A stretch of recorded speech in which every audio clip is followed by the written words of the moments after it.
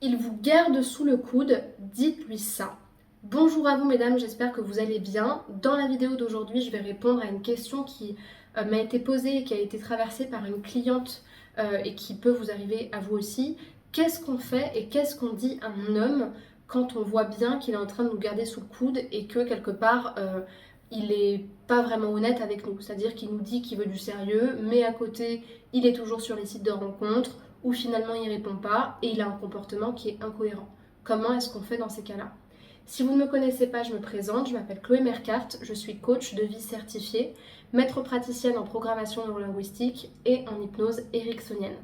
Depuis 2019, j'accompagne les femmes à révéler leur puissance, à reprendre leur pouvoir intérieur en leur apprenant à s'aimer pour qu'elles créent la vie vibrante et riche qu'elles veulent vivre et surtout qu'elles soient plus épanouies dans leurs relations sentimentales.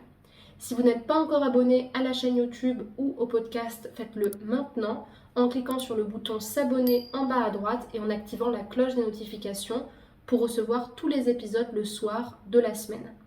Sachez également que j'ai créé pour vous une formation offerte qui s'intitule Incarner la femme sensationnelle, lumineuse et unique qui l'épousera et qui a pour objectif de vous faire parvenir des outils issus des thérapies brèves pour que vous expérimentiez le coaching et que ça vous mette en action pour renforcer votre estime de vous et améliorer vos relations.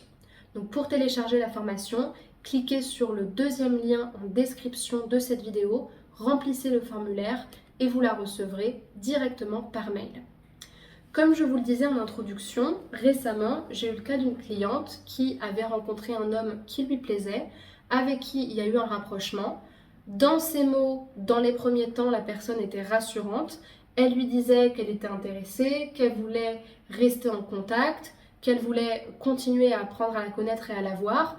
Et quelque temps après, cette personne s'est montrée moins disponible.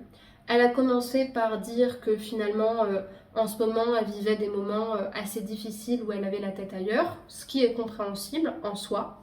Et puis un jour, ma cliente a remarqué que sa description sur les sites de rencontres avait changé, ainsi que ses photos. Et pour moi, ce sont deux choses qui sont différentes, parce que tu sois occupé et que tu me dises que tu as envie de garder contact, mais que en ce moment tu coules sous l'eau, c'est une chose. On peut lâcher prise, on peut comprendre, on essaye de ne pas contrôler l'autre, on lâche prise, mais en soi, il y a une volonté de garder contact. Dans le deuxième cas, il y a un mensonge. C'est-à-dire que je suis en train de faire passer les problèmes que je rencontre au quotidien pour des barrières à ma disponibilité. Par contre, j'ai le temps de chatter avec d'autres femmes sur les sites de rencontres, de changer mes photos et de changer ma description. Et pour moi, ça, c'est pas normal. Et pour moi, ça, c'est un des signes qu'une personne se moque de vous, ne vous respecte pas, n'est pas intègre, que vous ne voulez pas la même chose, qu'elle est lâche et qu'en plus de ça, il essaye de profiter de vous. Le but n'étant pas d'harceler la personne ou de l'agresser, parce que ça montrerait que ça vous impacte dans votre ego et que quelque part ça fait ressortir une blessure qui en soi n'est pas la vôtre, ça ne vous regarde pas, ça le regarde lui. Le but c'est toujours de mettre en pratique cet amour de soi et cet amour inconditionnel de l'autre en place et de voir comment est-ce que ça peut vous permettre de couper les ponts, mais d'une manière beaucoup plus classe et beaucoup plus intelligente émotionnellement. Donc du coup, j'ai conseillé à cette femme d'envoyer à cet homme, qu'on va appeler Mathieu, de la manière suivante. Mathieu, virgule, j'ai vu tel jour que tu avais changé les photos de ton profil Tinder. Entre parenthèses, c'est une observation. On n'est pas dans le jugement, on n'est pas dans l'agressivité, c'est un fait. Alors que tu m'avais dit que tu voulais qu'on approfondisse sérieusement notre relation. Là, on pointe une incohérence numéro 1, sans juger. Le simple fait de rapprocher un fait d'un autre, un acte d'un dire qui sont incohérents, ça met déjà l'autre en porte-à-faux. Et que tu n'étais pas disponible à cause de telle situation, on est en train de souligner l'incohérence. 2 points, il semblerait que tu manques de temps pour m'écrire, mais pas pour parler à d'autres femmes. Là, clairement, quand on fait ça, on est en train de faire une supposition, mais c'est une supposition qui est calculée, parce que c'est une supposition qui se base sur des faits réels. Si tu as eu le temps de changer tes photos et ta description, mais que tu prends pas le temps de m'écrire et que moi tu me mets des vents, c'est qu'a priori, tu as le temps de parler à d'autres femmes, mais moi par contre, tu n'as pas le temps de m'écrire. Et c'est une petite pique qui est réel, qui est mesuré, mais qui met les choses en face telles qu'elles sont, sans s'excuser. Ensuite, message d'affirmation, où là on va dire en fait ce qu'on ressent. Je n'apprécie pas un tel comportement car cela me donne l'impression d'être utilisé et que nos intentions ne sont pas les mêmes, contrairement à ce que tu dis.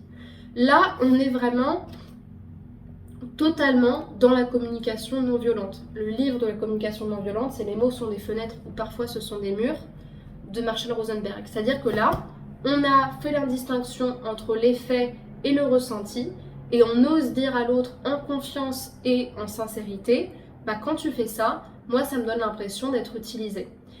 Le fait de le dire comme ça, plutôt que d'agresser l'autre, ça permet aussi de laisser un espace à l'autre et de voir qu'il n'y a pas une totale... il n'y a pas d'hermétisme de notre côté, mais qu'il y a simplement une observation avec une expression de soi. Dernière phrase, je préfère me retirer de nos échanges car je souhaite me respecter et que cette situation ne me convient pas. Ça, c'est un positionnement, c'est ce qu'on a vu avec cette dame-là. C'est quelque chose que vous pouvez enlever ou non, ça dépend de ce que vous voulez faire. Si vous avez besoin d'une explication et que vous avez envie d'en savoir plus et que potentiellement c'est pas ce qui vous arrête, ça vous regarde, vous pouvez vous arrêter jusqu'au début du message. Si pour vous c'en est trop, moi je trouve que c'est déjà pas mal, mais bon, à voir. Vous pouvez aussi décider de vous retirer de cette manière-là. Ce message, en fait, il vaut pour toutes les situations où vous vous sentez utilisé, trahi, et que vous sentez qu'il y a une incompréhension entre ce que fait l'autre et ce qu'il vous dit. Le but, c'est d'apprendre à s'affirmer avec intelligence, avec classe, presque avec glam, j'ai envie de dire, tout en étant dans l'affirmation de soi et dans le respect de ses besoins et de ses limites. J'espère que cette vidéo vous aura plu. Si c'est le cas, je vous invite à la liker, à évaluer le podcast de 5 étoiles et à me laisser un commentaire et un partage si besoin. Je serai ravie de vous lire.